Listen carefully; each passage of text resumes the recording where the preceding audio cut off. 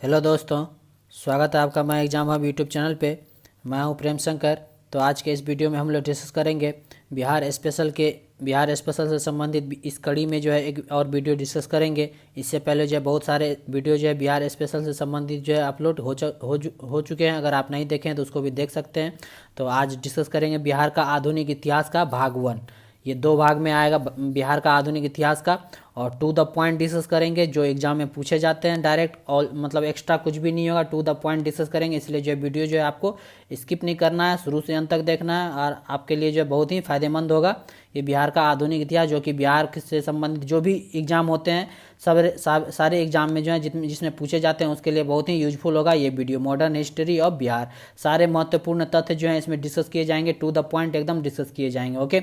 और इस वीडियो से संबंधित आपको पीडीएफ चाहिए तो माई एग्जाम हब के नाम से टेलीग्राम चैनल है, आप उसको ज्वाइन कर लीजिए, वहाँ आपको पीडीएफ प्रोवाइड कर दिया जाएगा। ओके।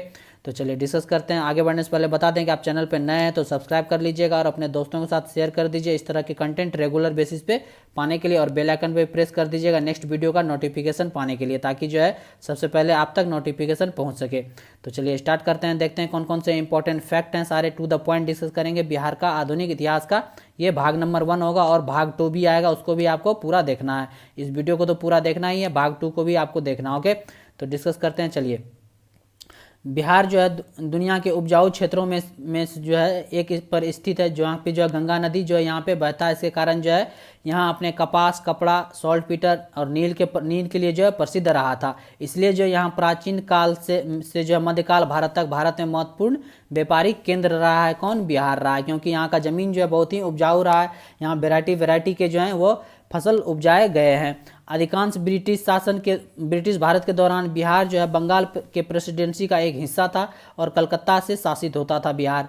जैसे यह बंगाल के लोगों को बहुत अधिक प्रभुत्व वाले क्षेत्र था। सभी प्रमुख शैक्षिक और चिकित्सा केंद्र कहाँ पे थे? बंगाल में थे। तो ये इंपॉर्टेंट थोड़ा सा आप फैक्ट ध्यान रख सकते हैं। आप जो है आगे टू द पॉइंट डिस्कस करेंगे, एकदम टू द पॉइंट। सबसे पहले होता है यूरोपियों का आगमन। आपको पता होगा कि जब आप आधुनिक भारत का इतिहास पढ़ते होंगे तो यहीं से स्टार्ट होता होगा कि यूरोपियों का आगमन हुआ। तो इसमें भी जो है सबसे पहले यही देखेंगे कि यूरोपियों का आगमन होने के साथ जो है बिहार में क्या क्या इंपॉर्टेंट असर आए, कहाँ कहाँ पे आए यूरोपीय बिहार में। सबसे पहले टू द पॉइंट डिस्कस करेंगे। तो सबसे पहले पुर्तगालियों ने क्या किया? सबसे पहले बिहार में इंटर हुआ, क्वेश्चन पूछा जाएगा सबसे पहले कौन से यूरोपियों का आगमन हुआ बिहार में, तो अब आंसर टिक करेंगे क्या? पुर्तगालियों जो ये मसाला का व्यापार किया, वस्त्रों में सूती कॉटन का जो है ये कारोबार या इंपॉर्टेंट ये व्यापार था इसका पुर्तगाली का। तो ये इंपॉर्टेंट आप ध्यान रख सकते हैं। उसके बाद आया ब्रिटिश। कौन आया? ब्रिटिश। लगभग वर्ष 1620 में जो है पटना के आलमगंज में सोरा, जिसको सॉल्ट पीटर बोलते हैं, इसका कारखाना जो है स्थापना किया। उस समय जो है गुलजारबाग की ईस्ट इंडिया कंपनी सरकारी प्रिंटिंग प्रेस में तब्दील हो गई थी। ये इंपॉर्टेंट फैक्ट याद रख सकते हैं ब्रिटिश के सरकार के बारे में। इससे बाहर आपको क्वेश्चन देखने को नहीं मिलेगा। ओके। इसलिए टू द पॉइंट डिस्कस करेंगे। ये आप नहीं सोचिएगा कि एक एक लाइन का जो है इसमें पॉइंट डिस्कस किया गया है। जितना पॉइंट डिस्कस किया गया वो सफिशियंट है बिहार से संबंधित एग्जाम में पूछने के लिए। इसलिए जो वीडियो जो है आपको शुरू से अंत तक देखना है और आपको कंप्लीट कवर हो जाएगा, मतलब कि मॉडर्न हिस्ट्री का जितना क्वेश्चन बनता है लगभग। ओके। तो आगे डिस्कस करते हैं। अब आया उसके बाद डच जो है ये कॉटन के वस्त्र हो गया।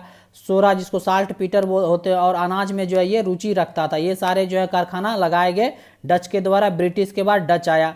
उसके बाद डेन, ये भी इंपॉर्टेंट है। डेन ये पटना की नेपाली कोठी में जो है कारखाना स्थापित किया। याद रखना आपको, कहाँ पे? पटना के नेपाली कोठी में जो है डेन के द्वारा जो है स्थापित किया गया था कारखाना। इंपॉर्टेंट है ये क्वेश्चन, इससे संबंधित पूछे गए हैं। ओके, ध्यान रखना, इंपॉर्टेंट है। नेक्स्ट उसके बाद क्या हुआ? तो उसके बाद बिहार से संबंधित था बक्सर का युद्ध हुआ। बक्सर का युद्ध कब हुआ? 22 अक्टूबर 1764 को। याद रखना आपको, बक्सर का युद्ध हुआ कब हुआ? 22 अक्टूबर 1764 को।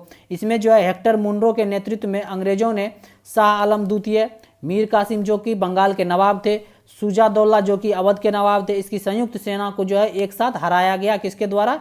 हेक्टर मुनरो के द्वारा। इसके साथ ही जो है भारत में जो है ब्रिटिश सत्ता का जो है पूरा तरह से प्रभुत्व होते चला गया बक्सर के युद्ध के बाद। तो बक्सर कहाँ पे है? बिहार से संबंधित है, इसलिए जो है इसको बिहार के आधुनिक इतिहास में इसको डिस्कस किया गया। ओके।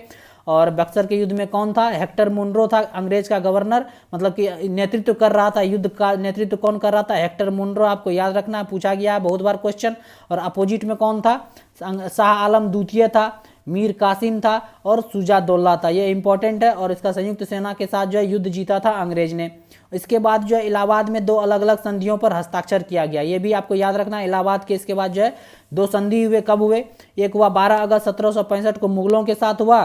कब हुआ? 12 अगस्त 1765 को जो है मुगल के साथ हुआ संधि। और 16 अगस्त 1765 को जो है अवध के नवाब के साथ 2 जो है इलाहाबाद के अलग अलग संधि हुए इस युद्ध के बाद। ओके, इस बात का आपको ध्यान रखना है। मुगलों और बंगाल के नवाब ने बंगाल प्रांत, उस समय पश्चिम बंगाल, उड़ीसा, बिहार, झारखंड और बांग्लादेश आते थे बंगाल के प्रांत में। ओके, उस पर जो है प्रभावी नियंत्रण को जो है खो दिया। कौन? मुगल जो है अपना नियंत्रण खो दिया। मुगल और बंगाल के नवाब जो है इस सारे क्षेत्र पे जो है अपना नियंत्रण खो दिया और ये ब्रिटिश के हाथ में चला गया। कंपनी को इन प्रांतों के दीवानी अधिकार अथवा राजस्व का संग्रह प्राप्त हुआ। दीवानी अधिकार का मतलब क्या हुआ कि वहां पे जो है अब अंग्रेज जो है वहां पे अपना राजस्व जो है वो संग्रह कर सकते थे इस क्षेत्र पे, जहां पे जो है मुगल और बंगाल के नवाब के द्वारा जो है इस सारे क्षेत्र पे जो अपना नियंत्रण खो चुका था। तो उस जगह पे जो है अंग्रेज अपना राजस्व, अपना कर जो है ये संग्रह कर रहे थे और कंपनी के द्वारा ये किया जा रहा था। नेक्स्ट देखते हैं, अवध के नवाब ने भारी भुगतान किया और उनके कुछ प्रदेशों को भी सौंप दिया। और अवध के नवाब को जो भारी नुकसान हुआ, बहुत ही ज़्यादा भारी मात्रा में भुगतान किया गया अंग्रेजों को और कुछ प्रदेश जो है कुछ उसके कब्जे में थे, जो भी जो है अंग्रेज को सौंपना पड़ा, अंग्रेज को दे देना पड़ा कुछ प्रदेशों के। इस बात का आपको ध्यान रखना है। तो ये इंपॉर्टेंट फैक्ट थे। उसके बाद देखते हैं बिहार और बंगाल में जो अकाल हुआ था 1770 और 1783 में। वर्ष 1783 में जब पुनः अकाल पड़ा तो गवर्नर जनरल वारेन हेस्टिंग्स ने गोल घरों के विशाल गुंबद के आकार के अन्न भंडार का आदेश दिया। ये क्वेश्चन पूछा जाएगा कि गोल घर जो है, जो कि कहाँ पे है? पटना में है। आपको याद रखना गोल घर कहाँ पे है? पटना में है, जो कि किसके लिए बनाया गया था? अन्न भंडारण के लिए बनाया गया था। कौन से गवर्नर जनरल के शासनकाल में बनाया गया था? तो वारेन हेस्टिंग्स के शासनकाल में बनाया गया था। क्यों बनाया गया था? क्योंकि बिहार और बंगाल में जो है उस टाइम जो है जब 1783 में पुनः अकाल पड़ा था, 1770 में तो अकाल पड़ा ही था लेकिन 1783 में पुनः अकाल पड़ा था। इसके कारण जो है गवर्नर जनरल वारेन हेस्टिंग्स ने पटना में गोल घर का विशाल गुंबद का जो है आकार का जो है अन्न भंडारण के लिए जो है ये आदेश दिया था, ये बिल्डिंग बनाने के लिए, जो कि कहाँ पे स्थित है? पटना में स्थित है। गोल घर का निर्माण जो है 1786 में कब हुआ था? कैप्टन जॉर्ज गॉर्स्टिन ने किया था। ये बात इंपॉर्टेंट है, ये इंपॉर्टेंट लाइन है। यदि पूछ लिया कि गोल घर का निर्माण कितने ईस्वी में हुआ तो 1786 में। और किसके द्वारा किया गया? तो कैप्टन जॉन गॉस्टिन के द्वारा ये किया गया था। ध्यान रखना है, ये बिहार और बंगाल में अकाल से संबंधित ये 2 इंपॉर्टेंट पॉइंट। उसके बाद देखते हैं अस्थायी निपटान या जमींदारी प्रथा के बारे में कुछ इंपॉर्टेंट पॉइंट देखते हैं। यह बंगाल, उड़ीसा, बनारस, मद्रास के उत्तरी जिलों में लॉर्ड कॉर्नवालिस द्वारा पेश किया गया था। ये जो है जमींदारी प्रथा किसके द्वारा पेश किया गया था? इस इलाके में बंगाल, बिहार उस टाइम जो है उसी टाइम मिला हुआ था। बंगाल, उड़ीसा हो गया, ये सारे जो है बिहार हो गया। इसके टाइम में जो है जमींदारी प्रथा लाया गया था किसके द्वारा? लॉर्ड कॉर्नवालिस के द्वारा। आपको याद रखना है। और इसके वास्तुकार कौन थे? इसका जॉन शोर। याद रखना, जॉन शोर इंपॉर्टेंट नाम है। इसके वास्तुकार कौन थे? जॉन शोर थे। उसने जमीन के मालिकों के रूप में जमींदार की घोषणा की।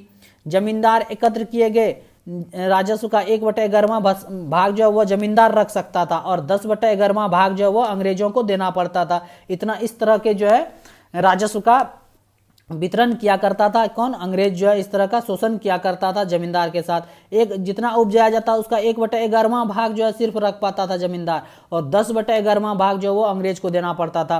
वह किराए में बदलाव करने के लिए स्वतंत्र थे और किराएदारों का फायदा उठाते थे। ये सारे जो है अंग्रेज के द्वारा किया जाता था। अनुपस्थित मकान मालिकों और धन उधारदाताओं का उदय हुआ उस टाइम। बाद में किराएदारों के अधिकारों को परिभाषित करने के लिए वर्ष 1885 में बंगाल किराएदार अधिनियम पारित किया गया। आपको पता होना चाहिए, ये बात आपको ध्यान रखना है कि किराएदार अधिनियम को जो है 1850 में बंगाल किराएदार अधिनियम पारित किया गया था किराएदार के अधिकारों को परिभाषित करने के लिए। ओके, इस बात का आपको ध्यान रखना है। सारे टू द पॉइंट डिस्कस किए जा रहे हैं, इसलिए जो वीडियो जो आपको स्किप नहीं करना है और शुरू से अंत तक देखना है। इस वीडियो 2 वीडियो आएगा इस कड़ी में। इन दोनों वीडियो को देखने के बाद जो है बिहार का मॉडर्न हिस्ट्री जो आधुनिक इतिहास से संबंधित जितने भी क्वेश्चन बनते हैं एग्जाम में वो कम नहीं के बराबर आपको छूटेंगे। ओके, सारे क्वेश्चन जो है आपके कवर हो जाएंगे, इसलिए वीडियो जो है बिल्कुल शुरू से अंत तक आपको देखना है। नेक्स्ट देखते हैं 1857 का विद्रोह हुआ बिहार में, उसके क्या क्या इंपॉर्टेंट फैक्ट थे बिहार से संबंधित।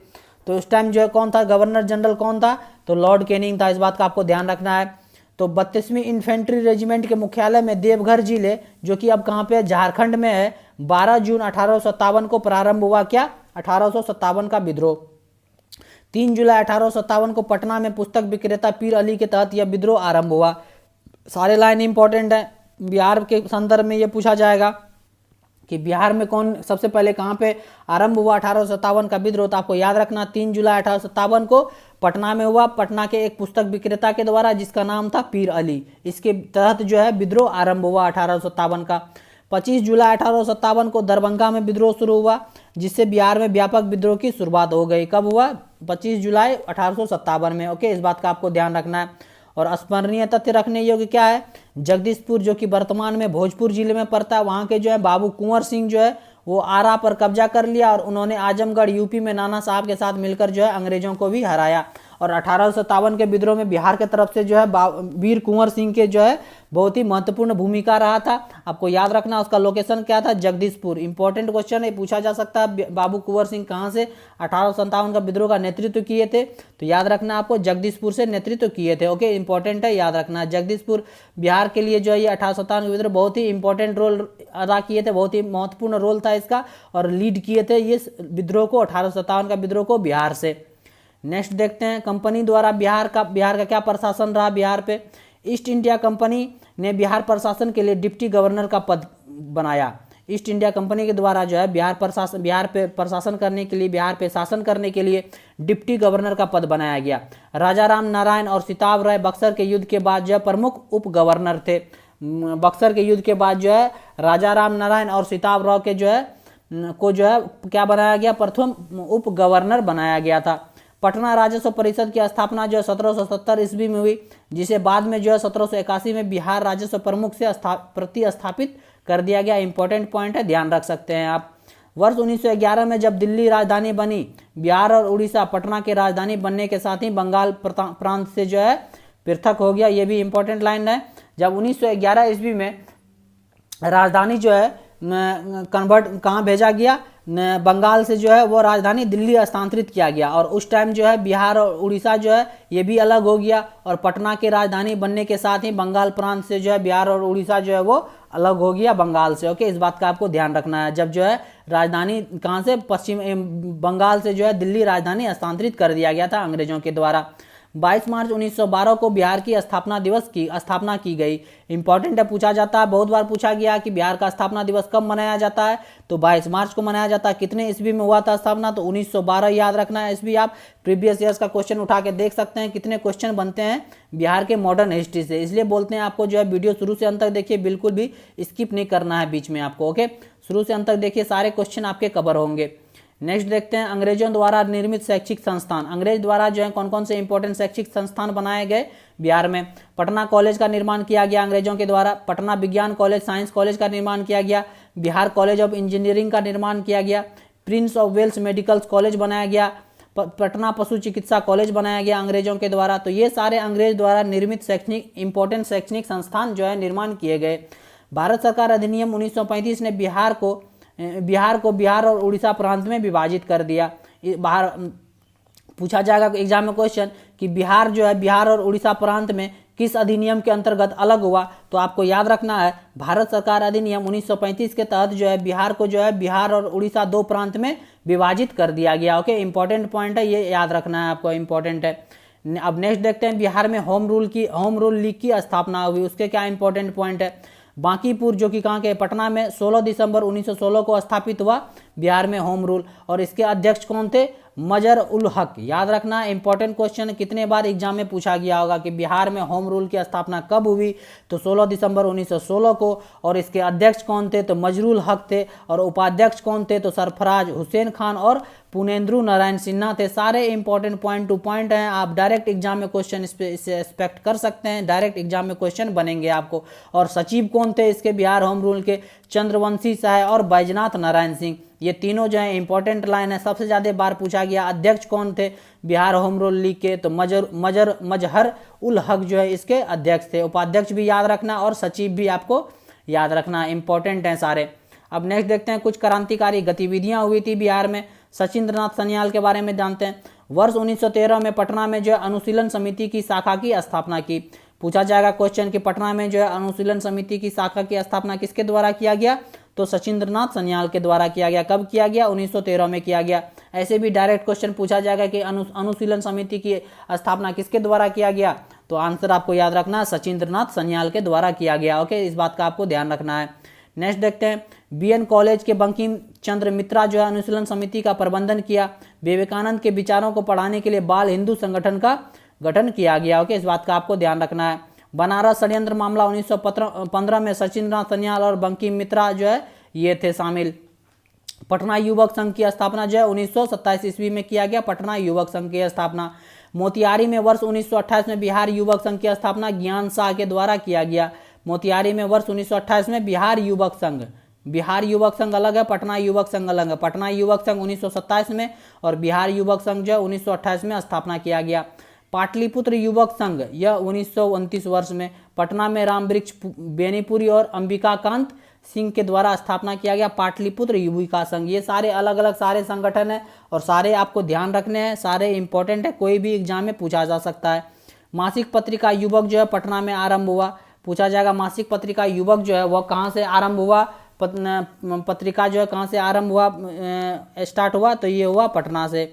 महिला क्रांतिकारी कुसुम कुमारी देवी और गौरी दास जो ये बिहार से थे। इंपॉर्टेंट महिला क्रांतिकारी पूछा जाएगा कि कुसुम कुमारी देवी कहाँ से बिलोंग करते थे, गौरी दास कहाँ से बिलोंग करती थी, तो याद रखना है आपको बिहार से।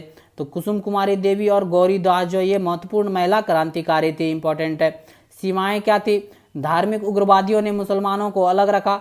सीमित ऊपरी जाति की भागीदारी और सामूहिक भागीदारी की कमी ने इसे सरकार के दमन का विषय बना दिया गया। ये सीमाएं थे, इसके कारण जो है सारे क्रांतिकारी संगठन जो है वो दबके रह गए। ओके, इस बात का आपको ध्यान रखना है, सरकार के द्वारा जो है इसका दमन किया गया अच्छे तरीके से। अब नेक्स्ट देखते हैं चंपारण सत्याग्रह के बारे में कुछ इंपॉर्टेंट फैक्ट जो कि बिहार में हुआ था।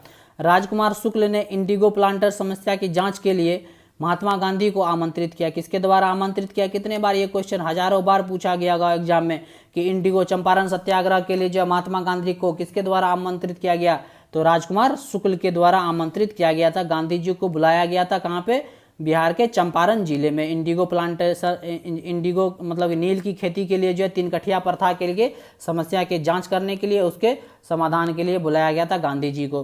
गांधी जी ने अपना पहला सत्याग्रह 1917 में आरंभ किया।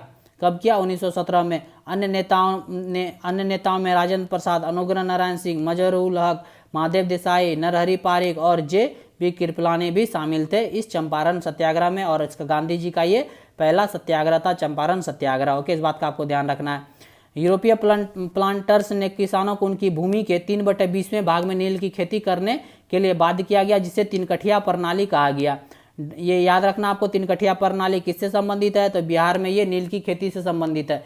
ये तो वेरी वेरी इंपॉर्टेंट है। कितने भाग पे जो है नील की खेती का अनुबंध किया था? 3/20वें भाग पे। ये पिछले बार भी जो है बीपीएससी के एग्जाम में पूछा गया है, डायरेक्ट क्वेश्चन पूछा गया 3/20वें भाग पे। ये याद रखना आपको, नहीं तो आप एग्जाम में कंफ्यूज हो जाएंगे। इस तरह के ऑप्शन दे दिए जाएंगे, 1/20 दे दिया जाएगा, 2/20 दे दिया जाएगा, 3/20 दे दिया जाएगा, तो उस टाइम आप एग्जाम में ऑप्शन के साथ जो है कंफ्यूज हो जाएंगे। इसलिए आपको याद रखना है 3/20वें भाग पे जो है नील की खेती करने के लिए जो है वहाँ के प्लांटर्स के, वहाँ के किसानों को जो है यूरोपियों के द्वारा जो है बाध्य किया गया था। नहीं, इतने भूमि पे जो है आपको नील की खेती करना है, 3/20वें भाग पे जो है नील की खेती करना ही करना है आपको। इसके लिए बाध्य किया गया था जबरदस्ती, जिसे कि 3 कठिया प्रणाली के रूप में जाना जाता है। तो याद रखना, उम्मीद करते हैं ये पॉइंट जो है आपको याद हो गए होंगे। इसने अंग्रेजों को जांच की समिति नियुक्त करने के लिए मजबूर कर दिया गया गांधी जी के द्वारा। गांधी जी भी इसके सदस्य थे। इसमें क्वेश्चन यदि पूछा जाएगा कि क्या इंडिगो प्लांटर्स जो भी 3 कठिया प्रणाली था, जो नील की खेती की जांच की समिति जो बनाया गया था अंग्रेजों के द्वारा, क्या उसमें गांधी जी सदस्य थे? तो पूछा जाएगा, तो इसमें गांधी जी भी सदस्य थे। ये बात आपको ध्यान रखना है। उन्होंने 3 कठिया प्रणाली को खत्म करने और 25% मुआवजे का किसानों को भुगतान करने के लिए सीमित आश्वस्त किया। तो गांधी जी के आने के कारण जो है ये 3 कठिया प्रणाली को खत्म करना पड़ा। ये था गांधी जी का इन्फ्लुएंस। गांधी जी नहीं आते तो ये जो है समाप्त नहीं होने वाला था। तो ये थे गांधी जी के इंपॉर्टेंट प्रभाव थे। ये पहला सत्याग्रह आंदोलन था गांधी जी का, तो इसी में इसका प्रभाव दिख गया पूरे भारतवर्ष को कि गांधी जी कितने इन्फ्लुएंशियल पर्सन है, कि किसी को भी इन्फ्लुएंस कर सकते हैं, प्रभावित कर सकते हैं अपने बोली से, भाषा से। तो उन्होंने अंग्रेजों को प्रभावित किया कि इसको बदलिए, आप इस कानून को ख़त्म कीजिए। तो अंग्रेज इस कानून पे माने कि उन्होंने तिनघटिया प्रणाली को समाप्त करने के लिए निर्णय लिया और 25% तक जो है मुआवजा देने का जो है किसान को आश्वस्त किया गया कि आपको किसान को जो है 25% तक मुआवजा दिया जाएगा। तो ये थे गांधी जी का इन्फ्लुएंस अंग्रेज के प्रति इन आंदोलन में, सत्याग्रह आंदोलन में, चंपारण सत्याग्रह में। इतने सारे फैक्ट थे। उम्मीद करते हैं ये पार्ट जो आपके लिए वेरी वेरी यूजफुल होगा। तो इस पार्ट में अब तक इतना ही थे और जितना भी बच गया बिहार के आधुनिक इतिहास से वो नेक्स्ट पार्ट में डिस्कस करेंगे। ओके, उम्मीद करते हैं ये वीडियो जो आपके एग्जाम के लिए वेरी वेरी यूजफुल होगा। आप हमें कमेंट करके जरूर बताइएगा कैसा लगा ये वीडियो। यदि अच्छा लगा तो लाइक कर दीजिएगा और ज़्यादा से ज़्यादा अपने दोस्तों के साथ शेयर कर दीजिए ताकि ज़्यादा से ज़्यादा लोग तक ये वीडियो जो है पहुँच सके। ओके, और ज़्यादा से ज़्यादा लोग बेनिफिट उठा सके। और चैनल पे नए हैं तो आप सब्सक्राइब कर लीजिएगा और बेल आइकन पे भी प्रेस कर दीजिएगा नेक्स्ट वीडियो का नोटिफिकेशन सबसे पहले पाने के लिए। और तो देखते रहिए my exam hub YouTube channel. उम्मीद करते हैं ये सारे वीडियो जो आपको अच्छे हेल्पफुल साबित कर रहे हैं एग्जाम में रेगुलर बेसिस पे हम प्रोवाइड कर रहे हैं। आप अपना सपोर्ट दीजिए हमें, क्योंकि आपके सपोर्ट के बिना जो है कुछ भी संभव नहीं है। आप सपोर्ट दीजिएगा तो ही चैनल ग्रो करेगा, तो ही रेगुलर बेसिस पे जो है वीडियो अपलोड कर पाएंगे। आप ही जो हमारे मोटिवेशन है। ओके, इस बात का आपको ध्यान रखना है। तो इसलिए रेगुलर बेसिस पे जो अपने दोस्तों के साथ शेयर कीजिए। व्हाट्सअप ग्रुप में जो भी पढ़ने आपके व्हाट्सअप ग्रुप हैं, स्टडी वाले ग्रुप हैं, उसमें शेयर कीजिए, अपने दोस्तों के साथ शेयर कीजिए और ज़्यादा से ज़्यादा सब्सक्राइब कीजिए और अपने दोस्तों के साथ शेयर कीजिए। तो देखते रहिए my exam hub YouTube channel. मिलते हैं नेक्स्ट वीडियो में। Thank you for watching.